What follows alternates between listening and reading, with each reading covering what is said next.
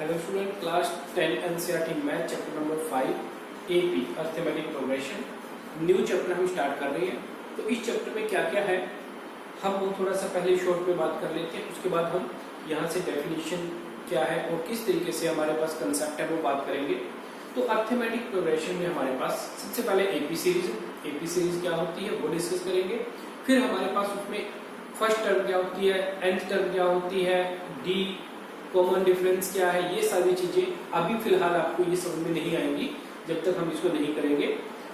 उसके बाद फिर हमारे पास इस चैप्टर में होगा n टर्म का सम क्या होगा, वो सेकंड चैप्टर आएगा, सेकंड एक्सरसाइज आएगी हमारे पास। उसके बाद हमारे पास थर्ड एक्सरसाइज जो होगी वो होगा n टर्म का सम। तो ये हम इस चैप्टर में सब सीखने जा रहे हैं। तो उससे पहले हम देखते हैं अर्थमेटिक प्रोग्रेशन क्या है। अर्थमेटिक प्रोग्रेशन क्या है? Is a list of number in which each term is obtained by adding a fixed number to the preceding term except the first term। देखो यहां से डेफिनेशन हम रीड करके इसको करने की कोशिश करो, कुछ समझाने वाला नहीं है। तो हम क्या करते हैं, एक एग्जांपल लेते हैं, उसके साथ में मैं आपको ये डेफिनेशन भी क्लियर करूंगा और हम समझ जाएंगे ये क्या है हमारे पास। तो इसमें सबसे पहले हम बात करते हैं, एक लिस्ट ऑफ नंबर है जिसमें ईच टर्म आएगा, कुछ ना कुछ टर्म है इसमें जो भी each term is obtained by adding a fixed number, एक fixed number to the preceding, उससे पहले वाली, या फिर आप कह सकते हो preceding to the preceding term, उससे पहले वाली टर्म में जो भी हम लेकर आनी है उससे पहले वाली टर्म में कुछ ऐड करने का fixed number except the first term. First term को छोड़ के, फर्स्ट टर्म इस तरीके से नहीं आएगी। चलो देखते हैं। लेटस हमारे पास यहाँ पे सीरीज है 10। उसके बाद में क्या किया मैंने, ये एक नंबर है। सबसे पहले हम बात करते हैं नंबर ही है हमारे पास बस ये। अब इस नंबर में मैं एक फिक्स्ड नंबर ऐड करूंगा। लेटस मेरे पास वो फिक्स्ड नंबर है, फिक्स्ड नंबर जो वो है वो 5 है। तो मैं इसमें 5 ऐड, तो मैंने इसमें 5 ऐड किया, मेरे पास आ गया 50। ठीक है। फिर इससे नेक्स्ट क्या आएगा, नेक्स्ट का भी यही प्रोसीजर रहेगा। अब fixed number to the preceding term में, इससे पहले वाली टर्म में जो यहाँ पे अब लेके आना है उससे पहले वाली टर्म में फिर 5 ऐड करो, ये हो गया 20। इसी तरीके से ये आ गया 25 नेक्स्ट। तो इस तरीके से हमारे पास एक सीरीज आएगी, उस सीरीज को एपी सीरीज कहते हैं। ये इस तरीके से चलती भी जा सकती है, या आपने कहीं पर रोकनी है, जितने एलिमेंट के अकॉर्डिंग बात करनी है हम वहां तक भी बात कर सकते हैं। तो यहाँ पे कुछ चीजें डिस्कस करते हैं। देखो अब ये जब एक सीरीज बनी, हमारे एक सीरीज बनी या एक लिस्ट बनी हमारे पास, इसमें ये हमारे पास इस सीरीज की सबसे फर्स्ट टर्म है, तो ये हमारे पास है फर्स्ट टर्म। अब इसने क्या कहा था, इस डेफिनेशन के according term except the first term के क्या तरीके से ये आया, ये हमारे पास आया कि हम प्रीसीडिंग टर्म में एक फिक्स्ड नंबर ऐड करते गए, हमारे पास ये टर्म आती गई। तो अब यहां पर बात करेंगे, लेकिन ये 10 तो हमारे पास पहले ही था, इसको तो हमने नहीं निकाला कि हमने 5 में ऐड किया होगा, तो इसीलिए इसने कहा है एक्सेप्ट द फर्स्ट टर्म। सिर्फ फर्स्ट टर्म को छोड़ के वो कुछ भी हो सकती है जो भी हमें दिया होगा। उसके बाद में सभी के अंदर में एक फिक्स्ड नंबर, यहाँ पे आप देखो 5 का डिफरेंस है, यहाँ पे भी वो 5 का डिफरेंस है, यहाँ पे भी 5 का डिफरेंस है। यानी कि किसी फिक्स्ड नंबर के साथ में, फिक्स्ड नंबर के साथ में ये सीरीज बनेगी बार बार ऐड करने के बाद। ठीक है, वो नंबर कुछ भी हो सकता है, वो फिक्स्ड नंबर, और उसको हम कहते हैं कॉमन डिफरेंस। वो नंबर होगा हमारे पास कॉमन डिफरेंस, और ये नंबर पॉजिटिव या नेगेटिव या 0 कुछ भी हो सकता है, एनी नंबर हो सकता है। तो देखते हैं अब इसके बाद नेक्स्ट। तो यहां पे हमें पता लग गया कि एक सीरीज है जिसमें कोई भी नेक्स्ट टर्म जो है वो उससे पहले वाली टर्म में एक फिक्स्ड नंबर ऐड होने पर आएगी, और उस फिक्स्ड नंबर को हम कहते हैं कॉमन डिफरेंस ऑफ एपी, और इसको डिनोट करते हैं डी से। ठीक है, तो कॉमन डिफरेंस तो हमें पता लग गया यहाँ से। अब जो उस एपी के अंदर में, उस सीरीज में हमारे पास फर्स्ट टर्म है, ये जो फर्स्ट टर्म है, इसको हम डिनोट करते हैं A1 से। क्यों किया A1 से, इसके बारे में डिस्कस करते हैं। तो देखो हमारे पास इस सीरीज में ये जो टर्म है ये फर्स्ट पोजीशन पे है, ये सेकंड पोजीशन पे है, ये है थर्ड पोजीशन पे, ये है फोर्थ पोजीशन पे। आगे और भी इसी तरीके से इसके नंबर चलते जा रहे हैं। हमने यहाँ पे डॉट ऐसा लिखा हुआ है, और अगर हम यहाँ पे इसको खत्म करें तो ये खत्म भी हो जाएगा यहाँ पे इस तरीके से, ठीक है। तो ये आपके पास में जो सीरीज है, इस सीरीज में आपके पास 1 2 3 4, अभी हमने 4 नंबर लिए, फर्स्ट पोजीशन पे, सेकंड पे, थर्ड पे, फोर्थ पे। तो इस तरीके से ये आपके पास अर्थमेटिक प्रोग्रेशन है। अब इसको डिनोट करने के लिए हम इसको टर्म भी बोल सकते हैं, टर्म 1, ठीक है, टर्म 1 भी बोल सकते हैं। एपी सीरीज का चैप्टर हम कर रहे हैं, ए के अकॉर्डिंग इनिशियल लेके आपको ये ज्यादातर लिखा हुआ मिलेगा ए के साथ में, A1 A2 A3 A4, ये आपके पास में इस तरीके से मेंशन किया होगा। यानी कि ये जो है आपके पास A1 A2 A3 A4 आपको ये बता रहा है कि ये एपी के अंदर में कौन सी पोजीशन पे टर्म है। अब इसी तरीके से कहीं ना कहीं पे इसके अंदर में कोई nth पोजीशन भी होगी, ठीक है, कोई nth पोजीशन भी होगी कहीं ना कहीं पर यहाँ पे। तो उस वैल्यू को देखो 1 2 3 4 A4 हो गया, nth पोजीशन पे जो होगा उसको हम कहेंगे AN, ठीक है, या फिर इसको हम कहते हैं nth टर्म ऑफ AP, ये AP की nth टर्म होती है, ठीक है। तो अब यहां पर हम बात करते हैं अर्थमेटिक प्रोग्रेशन के नंबर्स की, कितने नंबर हो सकते हैं एक AP सीरीज में। तो किसी भी AP सीरीज में नंबर जो है वो काउंटेबल भी हो सकते हैं, अनकाउंटेबल भी हो सकते हैं। कहने का मतलब है कोई भी AP सीरीज जो आपके पास में अर्थमेटिक प्रोग्रेशन है वो आपके पास या तो फाइनाइट होगा और या फिर वो इनफाइनाइट AP सीरीज होगी। किस अकॉर्डिंग, अगर हमारे पास जो उसमें एलिमेंट है, नंबर ऑफ एलिमेंट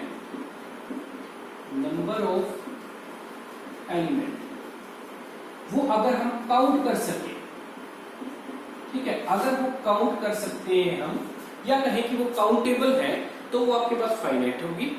और अगर वो नहीं काउंट कर सकते, ठीक है, अगर हम उनको काउंट नहीं कर सकते, अनकाउंटेबल है कहने का मतलब, ठीक है, अनकाउंटेबल हो, तो उस केस में हम उस सीरीज को क्या कहेंगे, इनफाइनाइट सीरीज कहेंगे। तो दोनों तरह की सीरीज हमारे पास इस चैप्टर में आएंगी और उनके बारे में हम डिस्कस करेंगे। तो अब इसके बाद में थोड़ा सा हम देखते हैं कि किस तरीके से हमारे पास में AP सीरीज के लिए जो हमें गिवन है AN = A + n-1D, ये एक जनरल टर्म का फॉर्मूला गिवन है AP सीरीज के लिए। वो किस तरीके से आता है ये देखेंगे हम, और बाकी जो बीच में टर्म अभी हमने डिस्कस नहीं की वो वाली टर्म डिस्कस करते हैं। स्टूडेंट, ये होती है हमारे पास general form A + D A + 2D A + 3D, इस तरीके से अभी A + 4D आ जाएगा। इस तरीके से हमारे पास AP में टर्म्स होती है, ठीक है, और ये है general term AN, nth term भी कह सकते हैं इसको, of AP AN = A + n-1D। हमने इनको रट्टा लगा के याद नहीं करना है, हमने इनको समझना है किस तरीके से ये आए हैं। हम यहाँ पे वही डिस्कस करेंगे अब कि ये किस तरीके से आए, ठीक है। तो सबसे पहले आपको ये अभी तक पता चल गया है कि जो फर्स्ट टर्म है उसे हम A से डिनोट करते हैं, और जो लास्ट टर्म है, ठीक है, पहले हमने वहां पे A1 लिखा था, यानी कि वहां पे वो फर्स्ट टर्म बता रहा था, और वही हमारे पास में A से भी डिनोट किया है। और दूसरा हमने वहां से देखा था कि एक फिक्स्ड नंबर होता है कॉमन डिफरेंस, ठीक है, उस कॉमन डिफरेंस को हम D कहते हैं। यहां हमें और डीपली पता लगेगा। तो अब सीरीज की बात करें, देखो अगर कोई सीरीज है तो उसमें क्या होगा हमारे पास AP सीरीज में, एक तो फर्स्ट नंबर होगा, एक सेकंड नंबर होगा, थर्ड नंबर होगा, फिर उसके बाद फोर्थ नंबर होगा। इस तरीके से ये नंबर चलते ही जाएंगे, ठीक है। कहीं पे जाके an नंबर भी होगा, वो आगे डिस्कस करेंगे अभी। तो अगर जो फर्स्ट वैल्यू है वो हमें कहा था कि फिक्स कोई भी नंबर वो होता है, लेट अस वो नंबर हमारे पास में a है, तो हम यहाँ पे इसको एज इट इज लिख देते हैं, वो नंबर a ही है। इसमें कुछ भी ऐड नहीं होता, ये ऐसे ही होता है हमारे पास, ये हम खुद नहीं प्रिपेयर करते, या फिर हम कहें कि कोई डी ऐड करके हमने ये नहीं बनाया, ठीक है।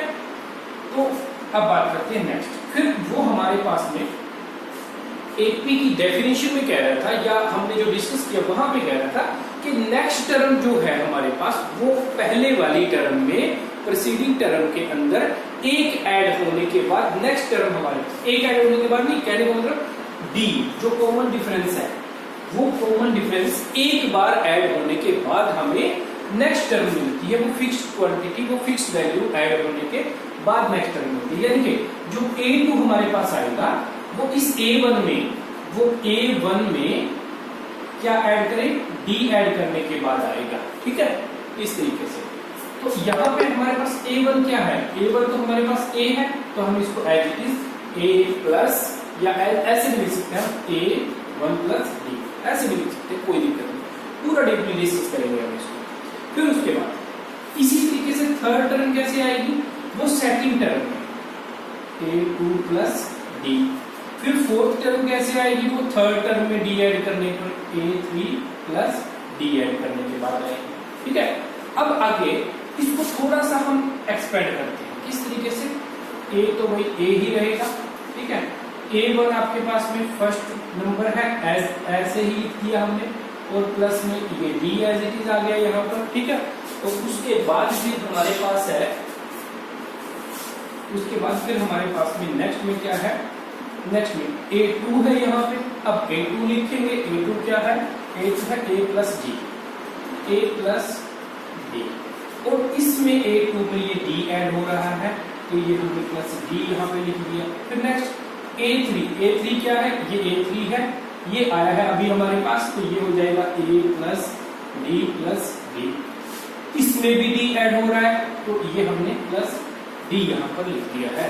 तो अब इसको हम थोड़ा सा सिंप्लीफाई और बनाएं, तो ये आपके पास है a, ठीक है, ये भी आपके पास में a प्लस इस तरीके से d है यहाँ पर, और ये देखो क्या है, a plus 1 2 time d add हो रहा है a के अंदर में, तो वो है a प्लस 2d। और नेक्स्ट a में 1 2 3 टाइम d ऐड हो रहा है, a into a plus 3d। तो अब आप यहां से देखोगे फर्स्ट टर्म क्या बनी, a, second term a plus g, ठीक है, a plus g। Third term a plus 2d, a plus 2d। Fourth term a plus 3d, a plus 3d। ये इस तरीके से आपके पास में AP बनती है। अब ये सीक्वेंस ऐसे ही चलता जाएगा, ये सीक्वेंस ऐसे ही चलता जाएगा, और उसके बाद में कहीं पर हमारे पास nth टर्म होगी यहाँ पर। वो nth टर्म क्या होगी, यानी कि उसमें भी a के अंदर में कितनी बार d ऐड किया होगा। अभी समझते हैं इस बात को, इस लॉजिक को। देखो यहां से समझो, जब a4 है आपके पास, तो जब यहाँ पर 4 है तो आपके पास a में 3 ऐड हुआ है, ठीक है। जब यहाँ 4 है तो 3 ऐड हुआ है, और 3 टाइम d ऐड हुआ है, ठीक है। जब आपके पास यहाँ पर 3 है, जब 3 है तो आपके पास 2 टाइम d ऐड हुआ है, जब 2 है तो 1 टाइम ऐड हुआ है। यानी कि अब यहां से एक चीज समझो, और अगर देखो 1 है तो यहाँ पे ऐड ही नहीं हुआ, या हम ये कह सकते हैं समझने के लिए कि 0 टाइम ऐड हुआ है। यानी कि यहां से हम ये कह सकते हैं कि जो an टर्म है, जो an टर्म है वो कैसे आएगी आपके पास। देखो a तो सभी का कॉमन है, a प्लस यहाँ पे 0d, 1d, 2d, 3d। जब यहाँ पे 4 है तो 3d, जब यहाँ पे n है तो उससे एक कम 4, यहाँ पे 1 माइनस होके 3 हो गया, 5 3 है तो यहाँ पे 1 कम 2 हो गया। तो इसी तरीके से जब यहाँ n है तो यहाँ पे n माइनस 1 d, ये आपके पास में nth टर्म आ जाएगी और इसको हम कहते हैं एपी सीरीज की जनरल टर्म। इसको हम कहते हैं एपी सीरीज की जनरल टर्म। चलो ये आपको यहाँ से आई होप समझ आ गया होगा, नहीं आया होगा तो आप दोबारा से इसको एक बार प्ले करके फिर इसको चेक करेंगे, ठीक है। अब हम बात करते हैं, हमने कहा था कि अगर सीरीज के नंबर काउंटेबल है तो वो फाइनाइट सीरीज है और अगर अनकाउंटेबल है तो वो इनफाइनाइट सीरीज है। यानी कि हमने सीरीज को कहा था फाइनाइट एंड इनफाइनाइट। तो बात करते हैं उसके बाद में इनफाइनाइट, बात करते हैं आगे। अगर हमारे पास में सीरीज में नंबर काउंटेबल है तो वहां पे n टर्म्स जितनी भी होंगी वो काउंटेबल होंगी, यानी कि वो n टर्म ही हमारी लास्ट टर्म होगी। ये आपके पास में लास्ट टर्म होगी और उस केस में इसको l से भी दिखाया जाता है, ठीक है। लास्ट टर्म है, ठीक है, nth टर्म जो भी है वो आपके पास में लास्ट टर्म होगी। और अगर इनफाइनाइट सीरीज है तो इनफाइनाइट सीरीज में लास्ट टर्म हम बता ही नहीं सकते, ठीक है। तो वहां पर ये हो सकता है कि ए एन जो है वो बीच में इस तरीके से इनफाइनाइट अगर है, मान लो इस तरीके से कोई भी सीरीज हम यहाँ पे लिखें 2 4 6 8, तो कहीं पर उसमें ए एन की टर्म आ गई है, ठीक है। लेकिन ये तो है फाइनाइट, ए एन हमने अगर खत्म कर दिया। लेकिन अगर हम कहें कि इनफाइनाइट है तो आगे हम ये और डॉट लगा रहे हैं, इस तरीके से जा रहा है, बीच में कोई ए एन नंबर था जो फाइनाइट टर्म थी, इसके आगे भी टर्म जा रही है, हमें नहीं पता इसकी लास्ट टर्म कौन सी है। अंडरस्टूड। तो अब इसके बाद में हम देखते हैं एक एग्जांपल और फिर उसके बाद में हम चलेंगे एक्सरसाइज। तो यहां हमने कुछ एग्जांपल लिए हैं। 3 6 9 5, देखो 3 इसमें 3 में 3 ऐड किया, हमारे पास 3 ऐड करने पर 6 आ रहा है, फिर 3 ऐड करने पर हमारे पास 9 आ रहा है, फिर 3 ऐड करने पर हमारे पास 12 आ रहा है, ठीक है। अभी हम जस्ट थोड़ा सा यहाँ से एपी के डिफरेंस के बारे में देख रहे हैं या एपी है या नहीं ये देख रहे हैं। अभी इसके बाद हम डिस्कस ये भी करेंगे कि किस तरीके से हमने वो फाइंड आउट करना है कि ये एपी है कि नहीं है, उसका क्या फार्मूला है। नेक्स्ट देखते हैं 1/2 1/2 1/2 1/2। क्या ऐड किया इसमें 0 ऐड किया गया है, ठीक है। उसने कहा था हमने कि हम एक पॉजिटिव नंबर या फिर नेगेटिव या फिर 0 कुछ भी ऐड कर सकते हैं। तो 0 ऐड किया इसमें, 0 ऐड करने पर 1/2 आ गया, फिर 0 ऐड करने पर 1/2 आ गया, फिर 0 ऐड करने पर 1/2 आ गया। नेक्स्ट 10 -7। अब आप कहोगे सर आप तो कह रहे थे कि माइनस करके ऐड करना है, लेकिन यहाँ पे क्या हो रहा है, यहाँ पे इस तरीके से है 10 में हमने ऐड किया है -3 को, ठीक है। तो डेफिनेशन सही है कि -3 को ऐड किया, -3 को ऐड करने के बाद ये 7 आया है। फिर 7 में -3 को ऐड किया, फिर आपके पास में 4 आया है और इसी तरीके से 1 आया है, ठीक है। तो यहाँ पे ऐड हुआ है -3। तो नेक्स्ट की बात करें 15 20 25 30, सारी नेगेटिव वैल्यू, ठीक है। तो ये आपके पास 15 है। 15 में हमने क्या ऐड किया, प्लस किया हमने -5, तो आपके पास 20 आ गया। यहाँ पे भी -5 ऐड किया तो वो आपके पास में -20 and plus -5 is equal to -25। इस तरीके से आपके पास उसके बाद में फिर 25 में -5 ऐड किया, तो -25 में 5 ऐड किया माइनस के, तो आपके पास में -30 आ जाएगा। इस तरीके से ये आपके पास में सीक्वेंस आ गया। अब हम बात करते हैं किस तरीके से हम ये फाइंड आउट करें। ये तो हमने जनरली यहाँ पे देख लिया, लेकिन जब हमारे पास में कुछ ऐसे नंबर हो, ज्यादा बड़ी वैल्यू हो, तो उस वहां पे हम कैसे फाइंड आउट करें। तो देखते हैं, देखो हमारे पास क्या था, हमारे पास जो सेकंड टर्म आई है वो किस तरीके से आई। तो पहले हम ये कह देते हैं कि यहाँ पे A1 = A था, उसके बाद में A2 = A1 + D, ठीक है, A1 + D, फिर उसके बाद A3 = A2 + D। इस तरीके से हमारे पास में सीक्वेंस थी। तो यहाँ से आप एक बात समझते हैं कि ये D है हमारे पास यहाँ पे। अगर मैं क्या करूँ, ये सिर्फ A2 A1 को इधर ले आऊँ तो क्या हो जाएगा मेरे पास, A2 - A1 = D हो जाएगा। सिमिलरली यहाँ पे करें A3 minus A2 is equal to B हो जाएगा। देखो एक बात समझो, जब हमारे पास AP में A plus D, A plus 2D and A plus 3D, यानी कि कहने का मतलब जब D ऐड करने पर अगली टर्म आ रही है, D ऐड करने पर नेक्स्ट टर्म आ रही है, फिर D ऐड करने पर नेक्स्ट टर्म आ रही है, तो इसमें से D माइनस करने के बाद भी तो ये टर्म आएगी, ठीक है।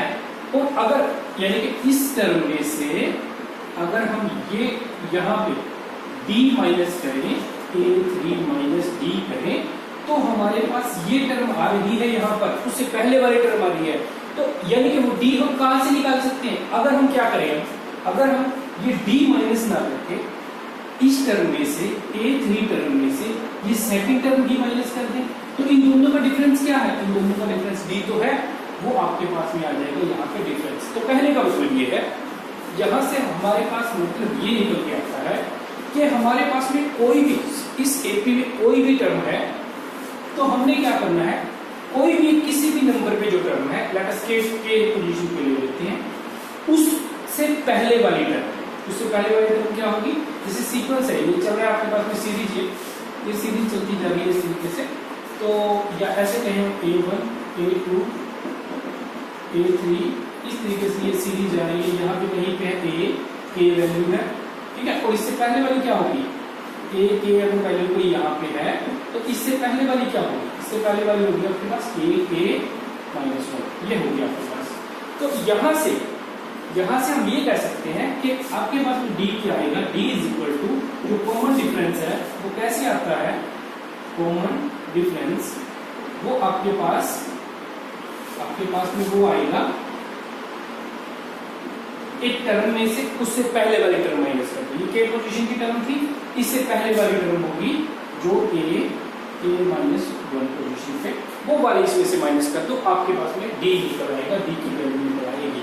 तो इस तरीके से हमने D को फाइंड आउट करना है। देखते हैं हम यहाँ से बात कर लेते हैं, डिस्कस कर लेते हैं इस चीज को समझने के लिए।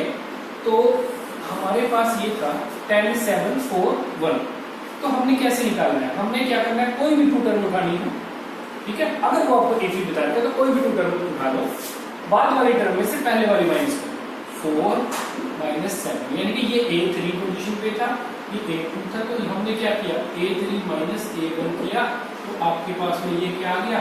D आ गया है, यहाँ से D क्या आ गया है? माइनस 3 वैल्यू आ गई है, इस तरीके से, ठीक है। ये आपके पास में इस तरीके से आ जाएगी। अब हम ये बात करते हैं कि अगर वो हमें AP सीरीज ना दिया हो, एक्चुअली में AP सीरीज हो लेकिन हमें ये ना बताया गया हो कि ये AP सीरीज है, तब हमने उस क्वेश्चन में किस तरीके से हमने ये बताना है कि वो AP सीरीज है और किस तरीके से फिर हमने वो फाइंड आउट करना है। तो दो सीरीज ले लेते हैं हम, दोनों केस समझने के लिए। एक सीरीज आपके पास में यहाँ पर 2 8 14 एंड 20, एक ये सीरीज है, ठीक है। फर्स्ट सेकंड आपके पास है, यहाँ पर हम लेते हैं एक सेकंड केस जो हम यहाँ पे लेंगे वो है 3 5 एंड आफ्टर दैट 7 एंड 11। ये आपके पास में एक सीरीज है, दो सीरीज है, ठीक है। तो इनको हम डिस्कस कर लेते हैं, ये किस तरीके से हमारे पास में AP है या नहीं। तो इसमें हमने क्या फाइंड आउट करना है? हमने पहले बताना है कि क्या ये सीरीज AP है, और अगर AP है, ठीक है, ये AP है या नहीं, ये बताने के बाद आपने अगर AP होगी तो आपने इफ यस, ठीक है, find A and D find out करने हैं। तो देखते हैं सबसे पहले क्या प्रोसेस है। तो सबसे पहले जब हमें वो सीरीज गिवन है, जब सीरीज गिवन है तो हमने क्या करना है, हम यहाँ पर इस तरीके से इसको सोल्व करना होगा कि D इज इक्वल टू क्या होना चाहिए? D A2 माइनस A1, इन दोनों के बीच का डिफरेंस ये होना चाहिए, ठीक है। तो अब हमने पहले के बीच में किया है, हम इसको ऐसे भी लिख सकते हैं एक D1, ठीक है। फिर इन दोनों के बीच का भी हो, इन दोनों के बीच में क्या आएगा? d2 इज इक्वल टू, ठीक है। अभी हमने क्या करा है कि ये क्यों लिखा है 1 और 2, तो ये फर्स्ट के बीच में है, फर्स्ट 2 जो पेयर है, फर्स्ट पेयर जो है, और यहाँ पे जो सेकंड पेयर है, सेकंड पेयर के बीच का डिफरेंस हमने a3 a2 के अकॉर्डिंग निकलेगा। थर्ड के बीच का difference d3 a4 minus a3 के अकॉर्डिंग निकलेगा, ठीक है।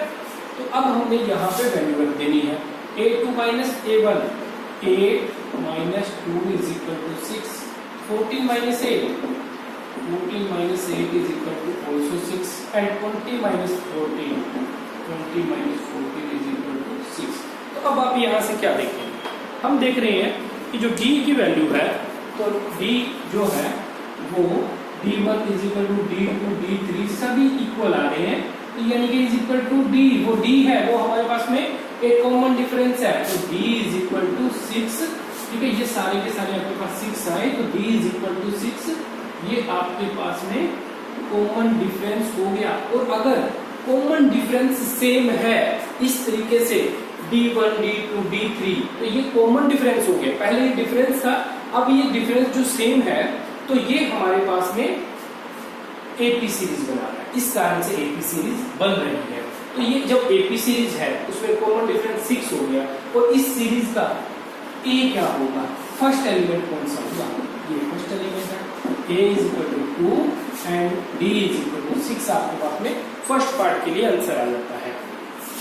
अब इसके बाद बात करते हैं सेकंड पार्ट, ठीक है।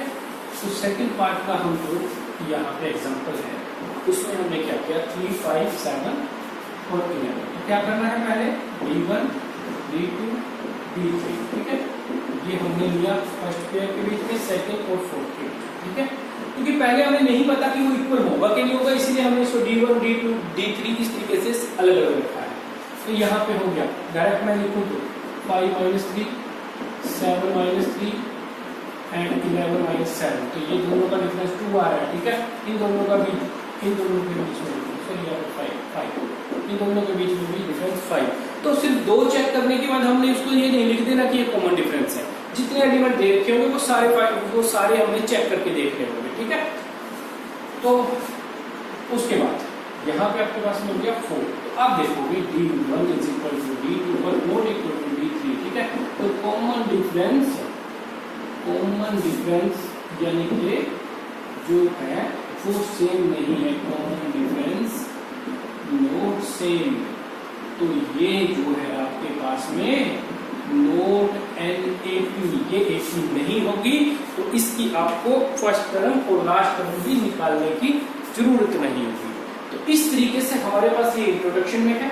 इसके बाद हम करेंगे एक्सरसाइज 5.1, हम करेंगे नेक्स्ट वीडियो।